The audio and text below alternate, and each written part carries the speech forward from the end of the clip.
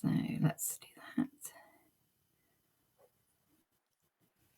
Good evening, UK Book Club. Delighted to be joined by Lucy Nichol, who also writes as Lucy Roth, and we're going to be talking about her book this evening. I can't get it out of my head. When Sally killed Harry. Killed Harry. Yes, you're not the first Yeah. person to get it the wrong way round. I had a review headline that had it the wrong way round, actually. So yes, it is. It's a mouthful, isn't it? Well, I think it's also you like conditioned, aren't you, for years of saying when Harry met Sally. So for it to Yeah. like flip around, we'll come back to that in a second. So Yes, yes. yes, I'm delighted to be joined by Lucy this evening. Lucy, would you like to introduce yourself and your book? Oh, yes. So I'm Lucy Nichol. I've written six. This is my sixth book, but it's my first thriller. So hence my pseudonym, Lucy Roth. So yeah, I've written in non-fiction and fiction, and I've written a few books set in the 90s before that were more kind of drama. I've written a feminist comedy and then I moved into feminist revenge. So yeah, and so Sally came along. Yes. Right, as we spoke slightly before online before we had the chat, and I said I wanted to talk to you about Sally. So we'll come to her in a minute because she Mm. is an interesting character, Oh and yes. it's a really gripping book. But we'll also have to be careful not to give too many spoilers because it's a book that's full of surprises. I think it's easy to say. Oh, I like that. It's nice to hear it described in that way. So, what was your inspiration for when Sally killed Harry? So, I mean, if we go back to kind of why I moved into the genre, maybe that might be a good place to start actually, because I was writing quite dark comedy. Because when I talk about the sort of, in fact, I was at a rom-com festival and I was doing a panel called Funny Story, and we're all talking about what our um, funny inspirations were, what kind of comedy we liked and stuff. And I realized that compared to everybody else, mine was so dark because I was like, well, funny for me is Breaking Bad, and funny for me is This Is England. And I was like, I know there's some really serious, serious themes in both of those things, but I just love the humor, the observational humor, and the characters that are based around them. And I realized when I was writing, we were getting really good feedback from publishers when I put my two books, Park Life and the 27 Club, out.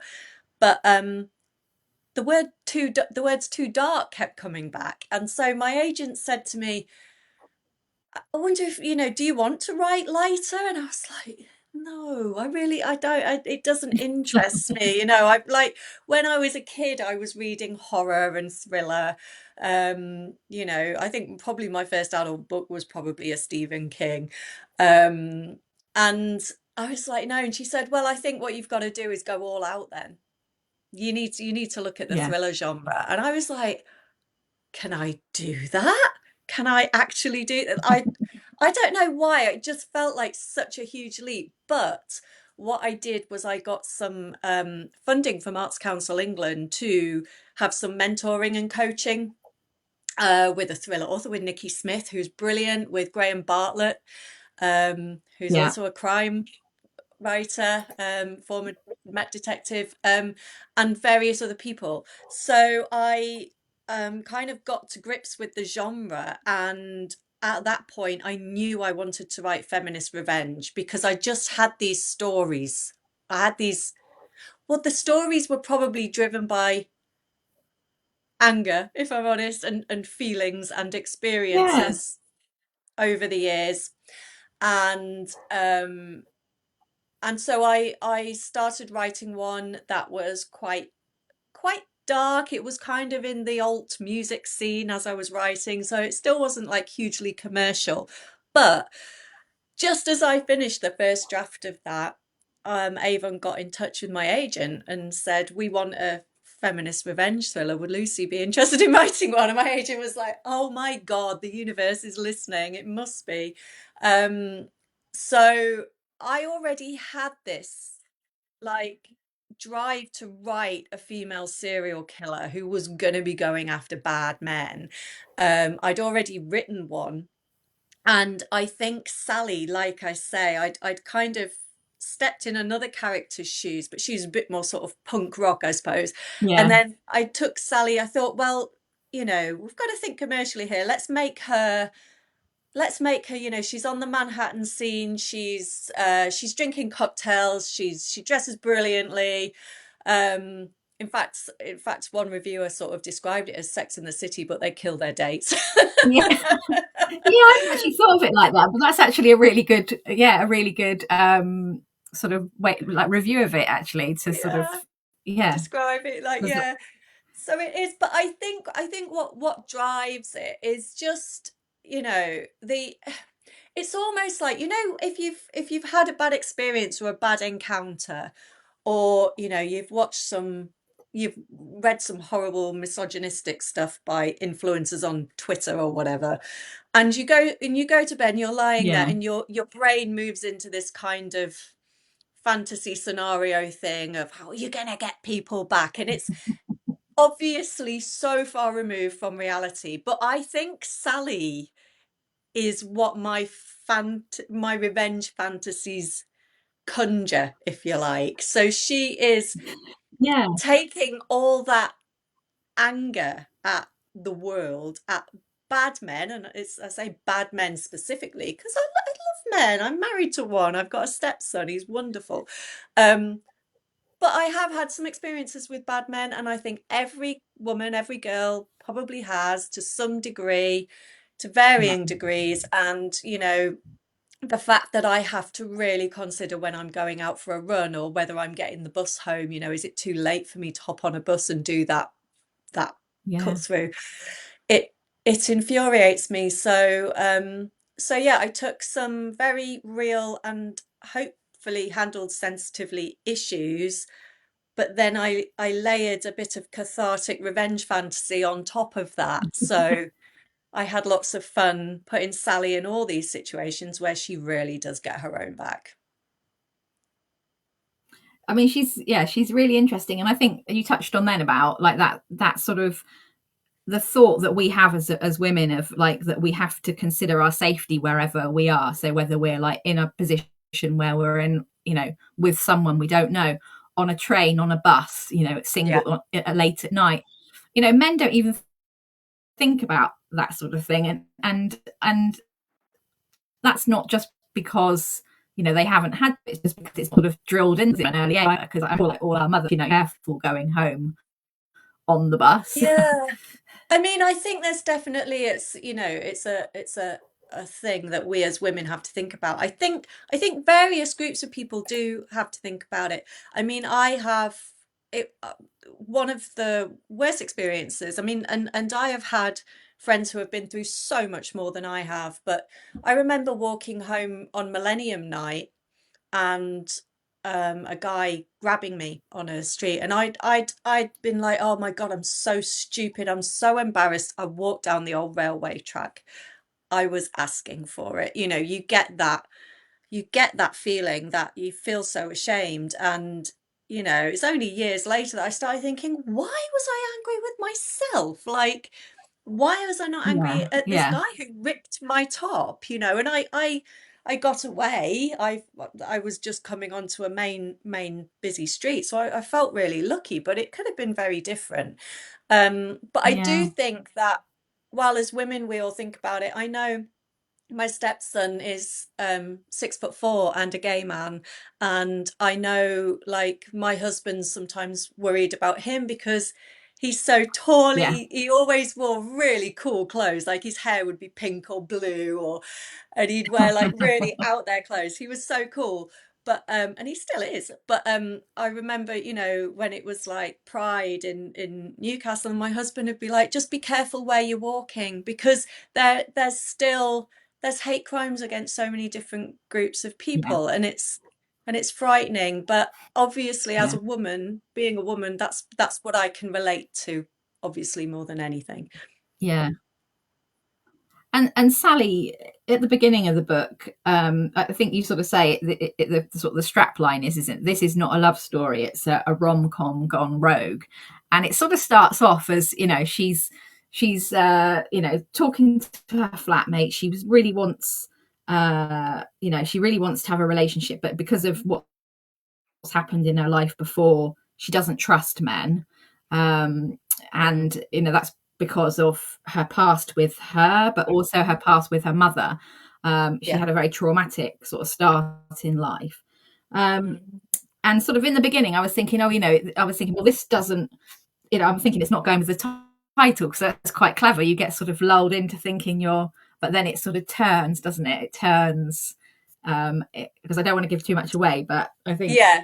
Too quickly for something some, I think. happens to her that's, Yeah. oh, really? I No, think I some think it's, people have said it's I think some people are expecting more rom-com than there is. But I mean, for me, the strapline which the Avon team came up with, rom-com gone rogue, to me is very clever because we're yeah, obviously playing into When Harry Met Sally. So we're taking that rom-com yeah, idea and flipping it into something completely different. So yeah, there's a yeah, little bit of a tease of that with the dating, and it's a little bit Sex and the City type of chat at the beginning, but yeah, it does yeah. turn into something very It does different. seem change. Yeah. And in the beginning as well, when it does change, I was a bit like, I was sort of thinking for her, oh no, it's just literally played into everything that she thinks, isn't it? So something happens to her quite early on in the book, which basically reinforces everything she thought about men or bad Yeah. men. Yeah, absolutely. And I think that, some people have said to me that even though the title says When Sally Killed Harry, some readers were still like, I was really hoping it'd turn out okay. Like something would happen where it wouldn't actually be that she murdered him, or maybe like they'd end up killing together or whatever. And so I think that Like a Bonnie and Clyde sort of thing. yeah, I quite like that idea actually. I've been toying with that as an idea because that's quite good fun, isn't it? But yeah, because he is like when I wrote him as someone I thought about James Norton with an American accent. You know James Norton who's in Happy Oh, Valley as he was the oh, baddie in yeah, Happy Valley. yeah, So I thought about him, but in a kind of more dressed more smart, like in a suit in Manhattan with an American accent. And so when I was writing him, I was obviously writing this wonderful character, knowing that he was going to yeah, completely turn and be a total shit. Um, yeah, but yeah, his true colours are not. And we kind of hint as to why he is the way he is as well, but not to yeah. excuse. And I think Sally realizes No, that she can't make any excuses for this. She might fancy the pants off him, but he's a bit of a shit and he needs to go. yeah. Well, she does. She says to Priya, Priya. um, Hmm. quite early on, Priya, that because Priya basically sets her a challenge, doesn't she? That if she doesn't find herself, some sort of love interest, that she's going to do it for her. And in the Yeah. beginning, it's all going so well, and she's on having third date, and then it all goes very wrong. So sorry if that. I don't think that's a massive spoiler No, because of the no. title. Yeah. Yeah, um, absolutely. and and she sort of surprises herself, doesn't she? Really, she's really, really cross with herself that she's allowed that guard to drop a little bit. Yeah, and I think as well because Priya is a therapist and a housemate, and obviously, so she's like, Yeah, you're not meeting the right. The dating is so bad because you're on the apps, you're not meeting the right men, and that's why yeah, she sets her this challenge. But obviously, she meets Harry, and after a couple of dates, she is so angry with herself because I think there's a scene where she closes the door to him and she's just like, well, that's it. I can't see him again. I like him too much. yeah, This feels too dangerous. yeah, but Priya, being a friend, is trying to talk her out of that. So it's a bit mean what I've done to Sally, really, because she's like stepping out of a comfort zone, dating somebody, and actually starting to let a bit of herself, her real self out, and thinking there might be more Yeah, to this than a couple of dates and a bit of sex. And so Priya sort of, coaches her along, nudges her along, and says, just open up to it, be yeah, yourself, see what happens, and what happens is not good. no. How did the sort of setting come about? Was that because Sally is English, isn't she? She's come from England to live in America, and I quite liked that because she could have just been American, but obviously you had her as English. Yes, well, I mean, obviously, I feel more comfortable writing a Brit, because I am. So there was quite a lot to learn about, Yeah, Americanisms and what have you. But I suppose for me, um, I actually did a little bit of research and I asked around a little while ago because I've written books set in Hull and Newcastle, and I will continue to write books set in northern towns.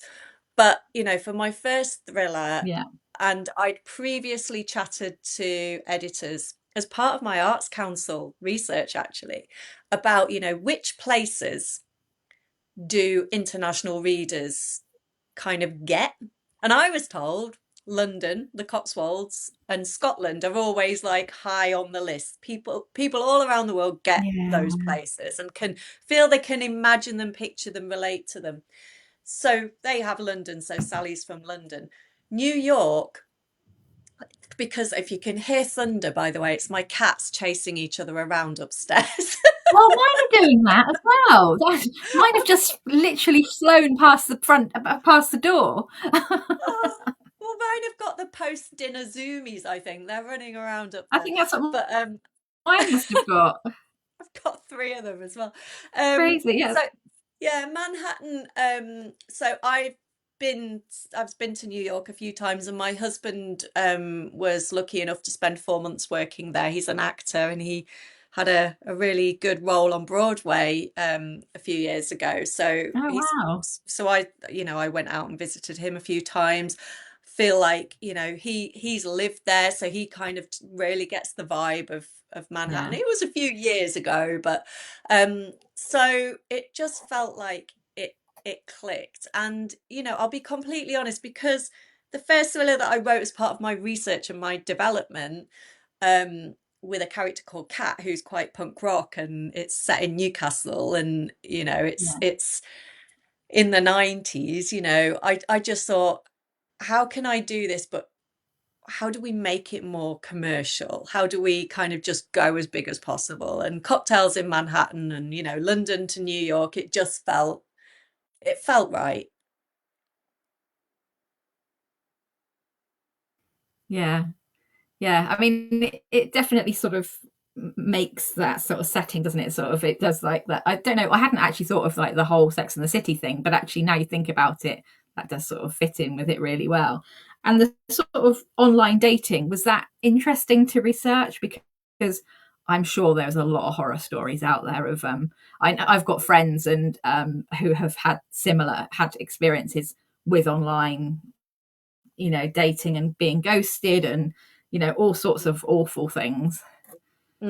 Well, I had to say, first of all, I had to say to my husband, when you see me Googling Tinder and Hinge, I'm not on them. It's not me. Um, so I was doing a little bit of desk research, but I have friends, very good friends, who are back in the dating game and have been using the apps. And so, yeah, they are always updating me on various things. There's always like some kind of new trend that goes around. I remember one time somebody said, "Oh, they've released this ring that you wear that kind of shows that you're single or something." I was like, "Really?" And the different Oh wow. apps are good. I know, and different apps that are good for different types of things, like whether you want to hook up or whether you want to find love, or um, and obviously I've had friends who have been catfished, and who have gone Yeah. on a date and realized that the guy they thought they were meeting looks absolutely nothing like the guy who turns up. Um, and awful like nightmares about, oh, married men. Married men. I know people who have had Yeah. dates with married men and then felt like they've done something wrong because they've got, wives or girlfriends Yeah. stalking them on social media, and it's just like, oh my God. So there are some really bad men lurking on these apps. So yeah, Yeah. it did take a little bit of research because I haven't used them myself. Because before I got together with my now husband, it was all, I think texting was about as far as it went, really. Oh, same. Yeah. I mean, I'm so out of it. I mean, my kids have used it. They're older, but yeah, and it's just, yeah, it's just a completely different world, isn't it? It's different, Mm. and I think some people are genuine on there, and there are genuine people on there, and I've Yeah. known people who've had real love stories, from it.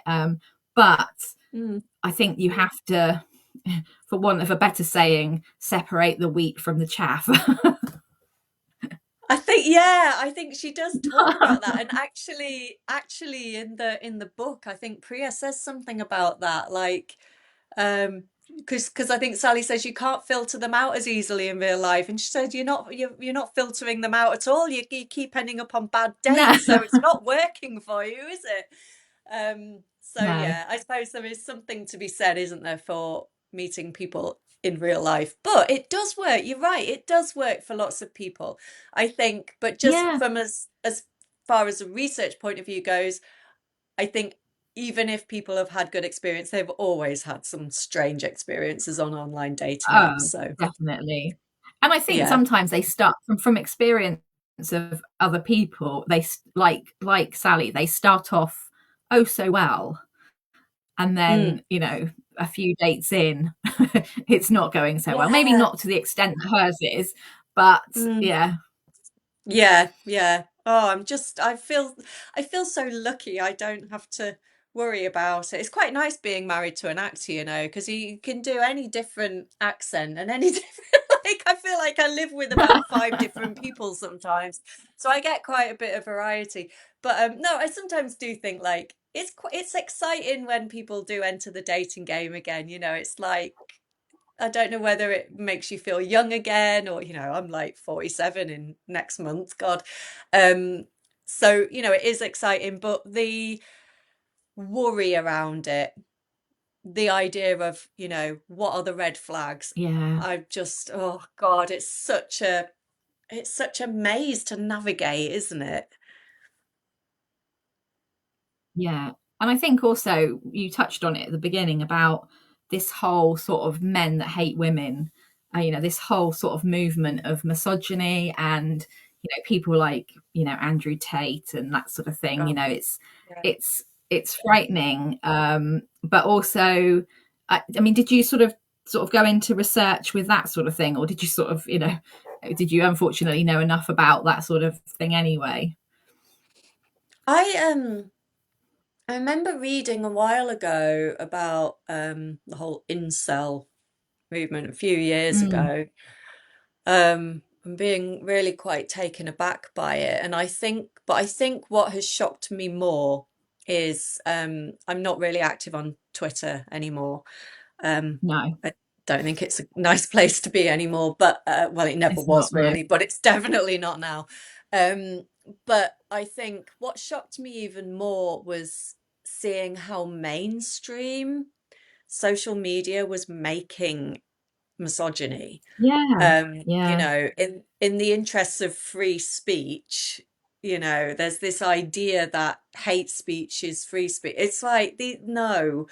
And I think it's absolutely terrifying. And I did used to look, I never followed Andrew Tate or people like that, but I used to look and see what they were saying. And yeah, the reaction that it created inside me, I mean, it's why I try not to look too much. Like you have to, you sort of feel like you need to be aware. You need some awareness, especially as a writer when you're writing about things that touch on, the state of yeah. society and the issues that we face. But I think just seeing the fact that somebody can write these things who has got millions of followers, and when you think about the young lads looking up, Yeah, and some of the women who I don't understand it, but they have some women following them, and I just it absolutely terrifies me. Absolutely terrifies yeah. me. I mean, watching Adolescence recently, it was such a You haven't hard watched that watch. yet. Yeah, I think Oh, it's yeah. And I think mm, that's probably like you said about because I try to avoid, that sort of thing, the sort mm, of that sort of movement and but at the moment you can't really avoid it because it's everywhere.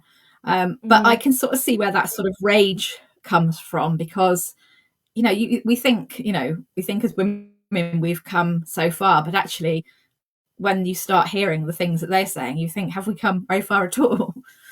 Yeah, it's fright. I mean, I find it particularly frightening, all this like as if EDI is a bad thing, like equality and diversity, inclusivity. It's like talked about these days, particularly in America more recently, as being bad for and it's Yeah, like, oh my God, it terrifies me that we can start to go backwards because, yeah, like you say, we're still not on an e equal footing. no, I I'm not I was asked about like feminism the other night and what my views were on it, and I feel that there's kind of extremes with feminism as well. And definitely. I think that for me, being a feminist simply means equality in all aspects of life. We should be able to earn the same money. We should be able to go for a run without fearing for our lives. Yeah, Um, but I am also somebody who, believes that men are feminists, and that my husband, my stepson, I would definitely describe them as feminist. And I yeah, know that I might get shouted down by, radical feminists, I don't know. But to me, I think that it is about us all coming together, men and women, to make society yeah, fairer. And I absolutely applaud the men who are really doing that. Robin Ince, the comedian, like some of the stuff he's sharing on Instagram, about women's rights and harm to women, and and the trans yeah, community as well. I think different communities who experience different hardships for different reasons and to different extremes. I think that we all can play a role in standing yeah, up against those things. But yeah, it's terrifying thinking the likes of Andrew Tate have got such a huge following. Um, and I yeah, still think we need to speak out about it. And no, I'm never going to square up to a big bloke down a dark alleyway. yeah, That's not equality, but at least I can raise some issues and have a bit of fun while yeah. doing it with some fantastical serial killings. Well, that's the thing, isn't it? Because when so Sally comes across another woman Yeah. who's basically being experiencing abuse from her husband, and sort of takes matters into her own hands a bit. How did she sort of that character come about? Because she's almost like a catalyst, isn't she, for Sally to really sort of you know Yeah. go on her mission. So she's one of my favorite characters, and I specifically wrote her so that at first there would be a bit of like they don't get on at first because she No, works in no, the not at shop. all. They don't get on, Yeah, they don't really like each other. I like the fact that they're both a bit feisty, and I think it's important to me to show that it doesn't make you weak if you are bullied or abused or in a coercive relationship. That there are these strong women full of personality, who are dealing with awful things every day, and Marie is, and they yeah, just don't get on, their personalities clash. But I no, think what I wanted to show was that when you find somebody with a shared connection, a shared experience, that it's really easy to open up. And I know when I've been in conversations about mental health, I've worked in addiction recovery for a long time, and I know that you meet somebody who has experienced something similar to you, you just automatically feel more able to open up because you're connecting on a really deep level, even though you've only just met, because you both know that you've got that shared experience. And so that's what I wanted to show Yeah. with these women in the book, that first of all, women who have had a bad experience at the hands of men are all around us. I mean, we know that from the Me Too movement. We know Yeah. that they're everywhere. Um, Yeah. we've all experienced something to varying degrees. But then also that if you do meet someone and there is this understanding that you've both experienced something, that you can have that quite instant connection, because like I say, I've seen that in Mm. peer support meetings, and I think it really does happen, and I think it's a Yeah. really great thing, that human connection and that camaraderie, obviously not to arrange to kill people like in Sally's book, but Well, that's the thing, isn't it? Is that they're all women who have been wronged in varying degrees, and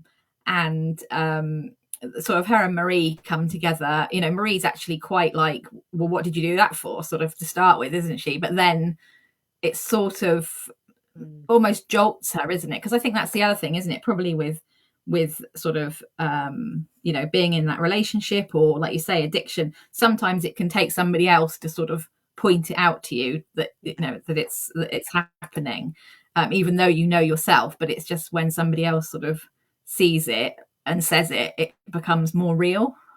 Yeah, absolutely. I think so. And I think them all sharing that connection certainly does that. I think, obviously, in the book, and for the purposes of entertainment, obviously in fiction, Yeah. um, their their support goes beyond compassion and support and into something quite unhinged and very messy. Yeah. But Yeah. I think there's what quite a there's quite a high body count, isn't there? there is. And I think once they start and get a taste for it, it becomes a bit, because at first it's like, oh my God, and then it's like, oh wow, we can really do this. And I'm not advocating for that. Yeah. It's fiction, it's fantasy, it's your cathartic revenge Exactly. fantasy. Yeah. Yeah. Um, Sort of how different was it? Was it? I imagine by the sounds of it, it was fun to write in a way. But obviously there's darker moments, isn't there? You know, and you said the sensitive things, there's things that are happening to the women in the book which are not funny. But you managed to bring sort of a humour to this. So was that sort of difficult to write? Was it fun to write? So I think because I've written a lot about mental health and I've worked a lot in the mental health sector for quite a number of years, and I always, when I first started writing about mental health, I always wrote with humor. And Yeah, I did a lot of work for Mind and Recovery Connections, and I work with a charity called Action on Postpartum Psychosis at the minute. And I've worked with TV shows, so like EastEnders, Coronation Street, Holby, Casualty, to look at how mental health problems are portrayed and to make sure they're done sensitively. And I think that yeah, one of the key things from that is that you should always have the human first, the character, the personality. And I think any yeah, show that does that, so I worked on Carla Connor's storyline in Coronation Street for about 8 months when I was working with Mind, and the Coronation Street team did an amazing job because Carla Connor is a funny character. She's I don't know if she's still in it, hopefully. But she's quite a humorous character. She's very witty. She's quite sardonic.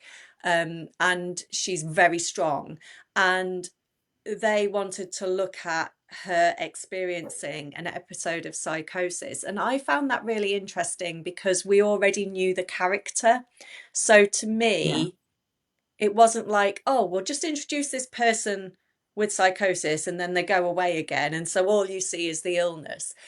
And I think I kind of, when it comes to balancing humor and real serious issues like trauma, like abuse, I think it's a similar approach in that you just because you experience, say, a mental illness or trauma or abuse, it doesn't mean that your entire personality has been taken away. Obviously, it can cause some very serious trauma, but I wanted to show that these women were all strong in different ways, or funny in different ways, or even if they had been kind of really downtrodden and traumatized, that once they were freed of it, they could start to get themselves back.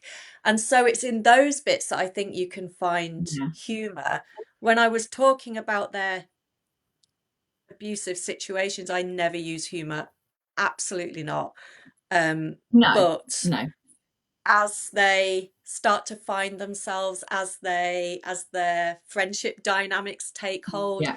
as their fantastical killings go off the rails, that's when I thought, well, I can Yeah. introduce humor because these are all fully formed women.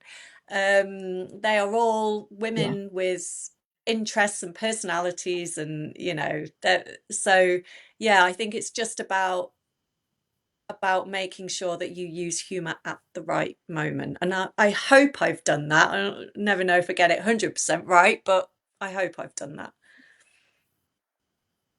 I think you do absolutely, because I mean, you do really touch on some really sort of traumatic and dark subjects, like sort of Sally's backstory Oh, is yeah. horrific, isn't it? Really, so Mm. and so I absolutely think you do, because I don't think you could have that in a book and it not be, and be able to have humor, but also cover that and it work, which it does. So yeah, it's sort of, you've Yeah. got those really dark moments when she sort of recounts what's happened to her, but then it sort of lifts it with the other, with the sort of fantastical, doesn't it?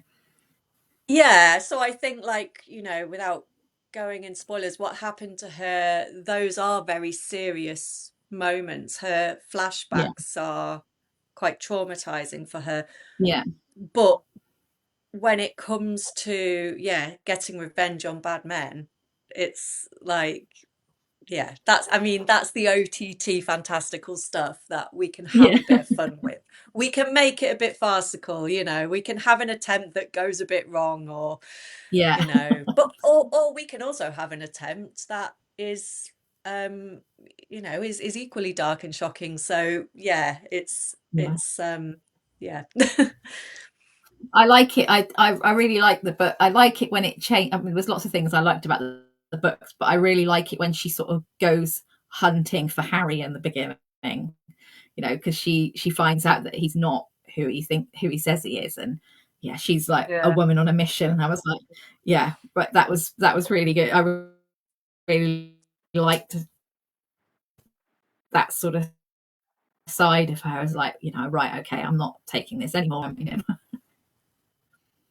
Oh, sorry, it disappeared then. But yeah, that when she goes looking for him, it was quite frustrating to write actually, because she is going looking for him because she's so angry. She's like driven Yeah, by this rage, like how could he do this? But she still just wants to be close to him.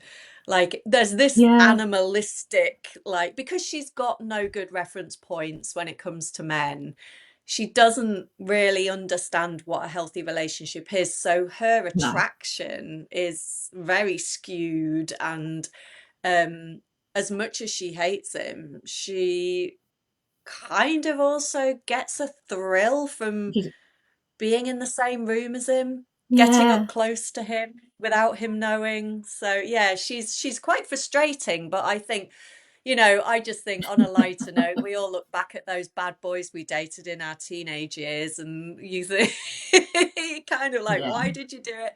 So there's just a little bit of that in there as well. And she sort of, I sort of, although there are, like you said, there's really, they do some really sort of dark things and things. I sort of still, I was saying to my husband before I came on, I was like, is she like, she's sort of like an anti-hero, isn't she? She's sort of like, you sort of, she does bad stuff, but she does bad stuff for a good reason, if you see what I mean. Yeah, yeah. I think I'm really interested. I mean, obviously I'm not the first writer to write like a female serial killer. There's a lot at the minute. There's like a whole Mm. raft of female serial killer books at the minute.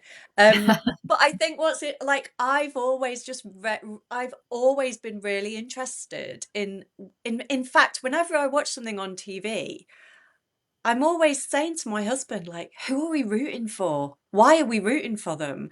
Like, Yeah. you know, when you watch shows like Breaking Bad and Succession, I'm trying to think what we were watching last night. This City Is Ours, the Liverpool crime Oh gang yeah, yeah, drama.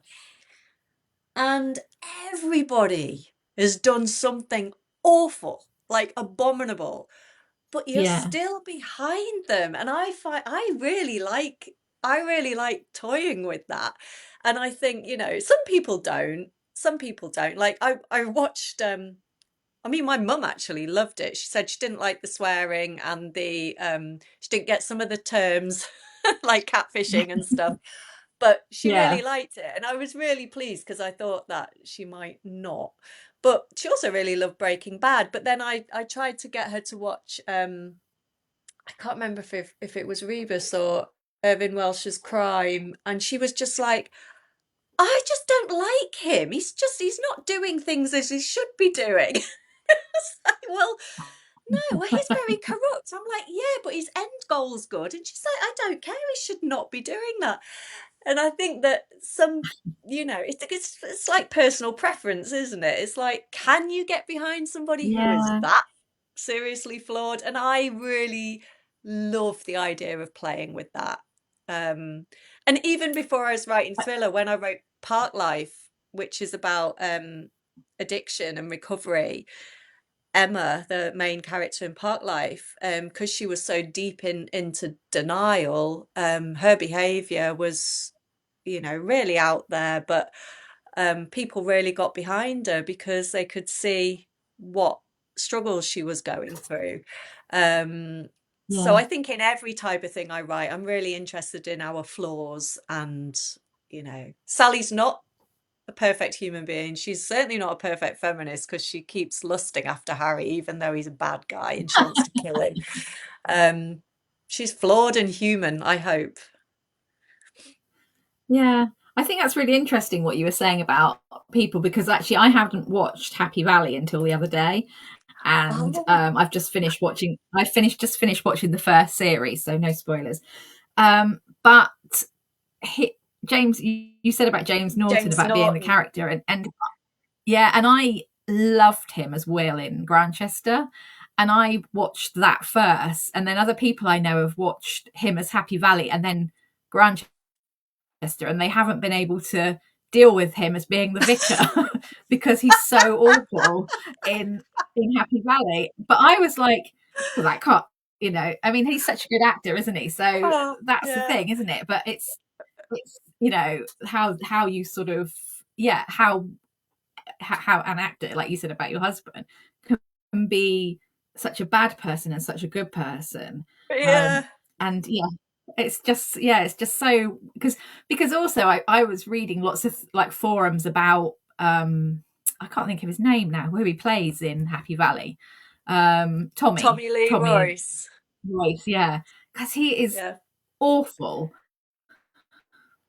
But like the writing's so good that there's like that tiny glimmer, isn't there, sometimes when he's like, Fun. especially Yeah. with his son. Yeah. And I'm like, but can you trust him? You know, he's really a bad person. He's done terrible things. But it's interesting, isn't it? That psychology is, I think, probably all of us want to see the best in people, even if they Yeah. don't have any best in them. I think so. And I think like showing just any vulnerabilities kind of does that, doesn't it? Like when you watch anything like Yeah. Succession, I mean, my God, they're all awful. And you jump from one Yeah. episode to the next rooting for the different brother or sister. But there are just these little vulnerabilities, these human vulnerabilities that you connect with that make you go, oh God, but I don't want to see Kendall being all cringe like that because he's been through a lot, Yeah. even though he's a bit of an arse. And I just think it's really Yeah, interesting because we're at a safe distance reading fiction, watching drama. We're at a safe distance and we can experiment yeah. with our feelings about different characters, I think. Yeah. Yeah, I think that's like we quite often talk about this on, with the interviews and things about sort of that escapism sort of part of reading crime is, it's easily one of the most popular genres in fiction. And what is that attraction? And a part of that attraction is, isn't it, that you can read something that you would never do, you would never have anything to do with. It's like watching crime TV, isn't it? It's all that sort of, it's escapism because most people are never going to experience anything like that, hopefully. But then in some Yeah. cases, there are people who will experience it. So yeah, it's yeah, I think it's just really interesting, that sort of whole, psychology behind it. Yeah, I think so. And I think like I know in our house I like a lot of British crime drama. I love the American stuff as well. But my husband always likes to watch the kind of the American stuff because he loves the like British gang dramas and stuff, but I think Yeah, he likes to feel that's a bit further away. yeah, It's not the streets of a northern town. We live in a northern town. It's not streets of a northern town. It's somewhere in Albuquerque or whatever. And yeah. it's yeah, so it really does feel like It's something a long way completely detached sort of thing. different. Yeah, Detached, yeah, absolutely. Like feeling really detached from it, which is great. I mean, I remember he used to always get cast as like the baddie. And I remember going to see a show that he did, a theatre show, and he we were watching it and he was playing this psychopath, and at the interval, one of his friends, an actress, she leant over to me and she said, "We'll get you out of that house, love, don't you worry," because he was so terrifying. And this is the weird thing. What I said to him, he played the most vile character. But I yeah. said to him, God, I don't know what's wrong with me, but I quite fancied you when you were doing that character on stage. He was like, "Yeah, well, there's something up with you then, isn't there?" But it's theatre, it's so far removed again. You get really into it, Yeah, you can get really moved by it, but there's a part of us that doesn't fully, you're not fully there, are you? You know you're safe, and yeah, you know exactly. you can You're have a giggle, and you know there's a bit of yeah. fantasy as well. So yeah. How different was it to write this book than your previous books? Because obviously you said it was, your other books have come from a place of that you knew, largely about the subjects you were writing about. Was this book, was it a quick book to write? Was it a struggle at times? Um, so I think I was really, really lucky that I had the Arts Council funding before, because I'd spent the year previous Yeah, writing a thriller that is that I'm probably going to release myself actually. Um, that was like my first go, and because I had mentoring throughout that project, um, I was able to learn a lot. So when I started writing this one, I benefited from all the stuff that I learned from like Nikki Smith and Graham Bartlett and the criminologists I interviewed and the psychopathy experts. yeah, Although Sally is not a psychopath, she's far too messy. But yeah, so I think that really helps. And I think the big difference is probably the plot and the pacing, because in my other books, particularly 27 Club and Park Life, it's an exploration of like friendship and yeah, mental health problems, and living in your 20s and living life to excess a little bit, down the pub, and um yeah, so it's like we all more do. kind of like, yeah. It's more a kind of exploration of character and that Yeah, character's. So it's I suppose it's a little more gentle in flow, whereas this, it's like, yeah, I think yeah, you can probably see in the first few chapters a bit of my um tendency to go into that character development, because I always feel like I need to do it. yeah, But yeah, there's definitely, certainly after a few chapters, it's moving pretty quickly. So that's a big, big difference. Sort of, I think I was quite shocked when I first was trying my hand at thriller as to just how much I needed to move the pace along. Yeah, it's Um, interesting because quite often I don't mind a slower paced crime. mm, But I know some people are really almost obsessed with it being fast paced. yeah, Um, and and I think sometimes it's nice to have a little bit of something else, and just not go into like bam, bam, bam, bam, bam, kill.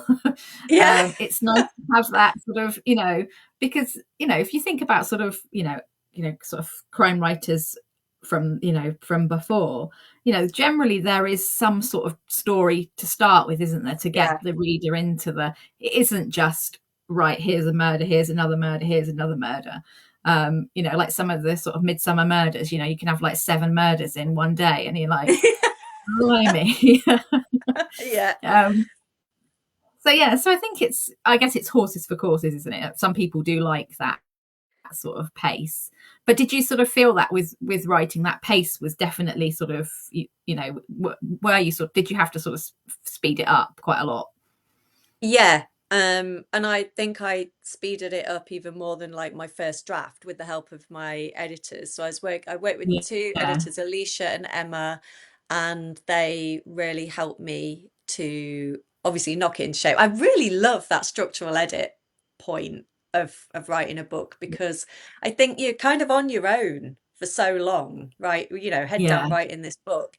And then all of a sudden, when your editors talking to you about the characters like she knows them as well as you do.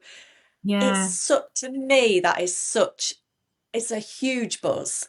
I absolutely love that stage of it. And then throwing around, could we make this happen earlier? Could we switch these things round? So yeah, um it was, I think, always having a great editor who can give you like a fresh take on things because I think as well that first draft is always the hardest and you yeah, kind of I always run out of steam a little bit and when I get structural edits back is when I am reinvigorated yeah, because I can hear someone else's enthusiasm suggesting I shake this up or shake that up or whatever yeah. and I really love that. See, I find it really interesting because talking to different people, like some people absolutely detest the editing period Mm. time and some people love it, and it's really interesting how everybody writes crime or writes fiction, but they can have a very different approach to, some people really find it difficult to do that editing because, but actually I think I would be like you, I would quite like welcome that sort of third party input to sort of say, actually, yeah, we could do this, and because you might just not have thought of it, but I completely understand how other people have that sort of, this is my baby and this is the way I want it to be.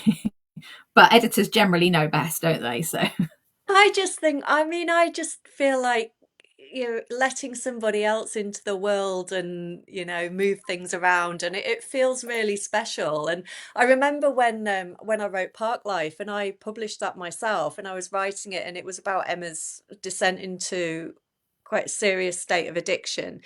So she was quite an unreliable narrator and she had this best friend Dave who was in the first book and everybody who read it, they were like, "Oh, I love Emma and Dave. They're so canny. They're really good mates." And when I was writing Park Life, because of the unreliable narrator vibe that, had to happen because of her illness, my agent, when she read it, she said to me, "Why don't we hear from Dave?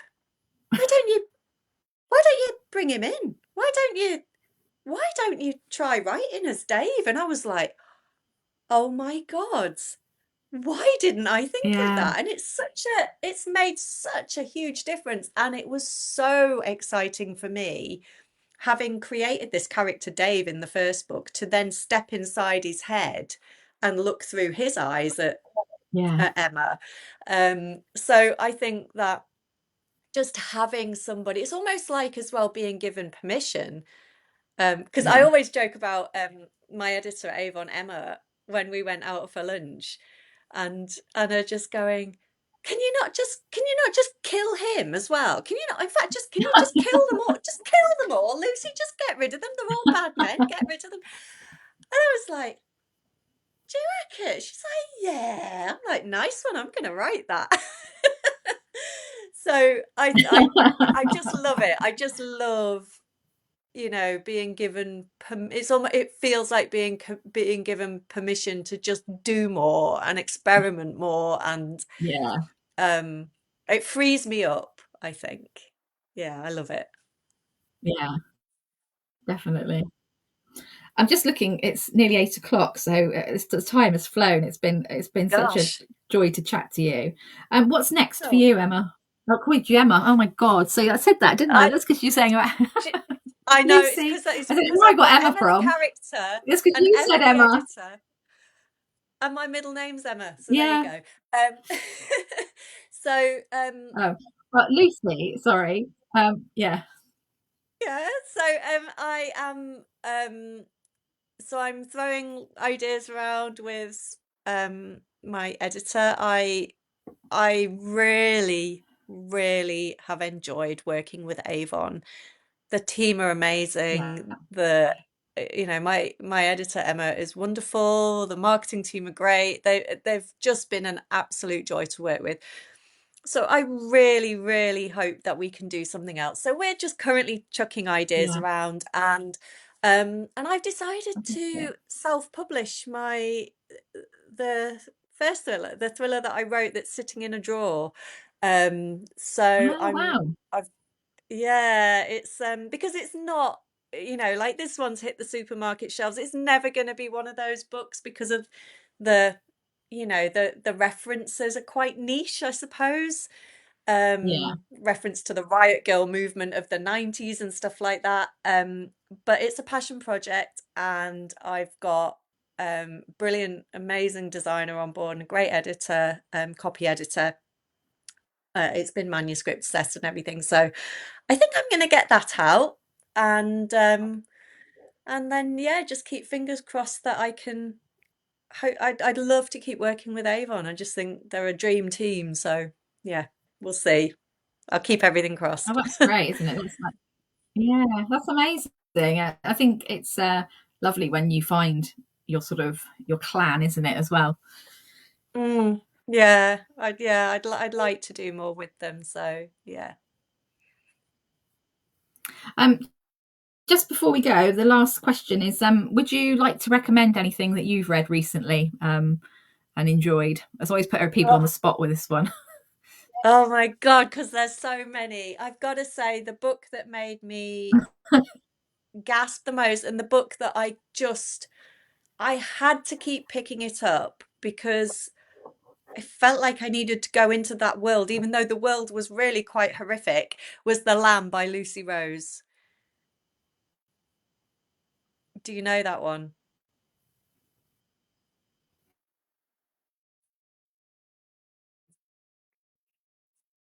Oh, it's just something else. So it's about female cannibals living in the woods. It's like a folk horror. It is so good. And she's from the Northeast as well. So I would Wow. definitely suggest that. And yeah, and another one, my publication day twin, if you like, was Sick to Death by Chris Bridges, which is another Avon book, which is really good. So yeah, that's a really Oh, I fascinating. interviewed him. Yeah. Yeah.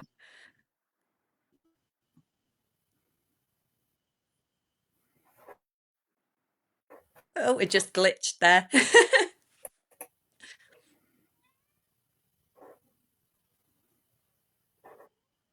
Yeah, I was going to say we've both glitched.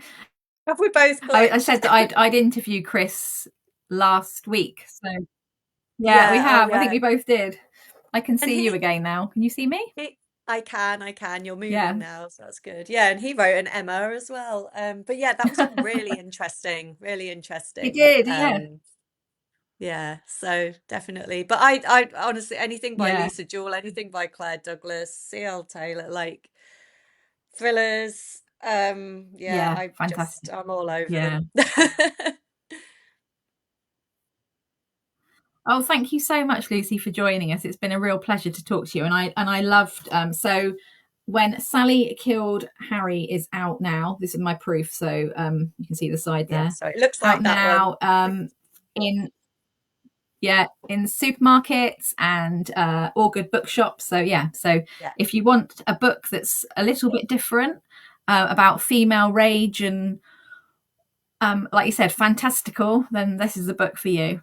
Thanks yeah. again for joining us, Lucy. Thank you to everybody else for joining us, and we'll see you all again soon. Thank you.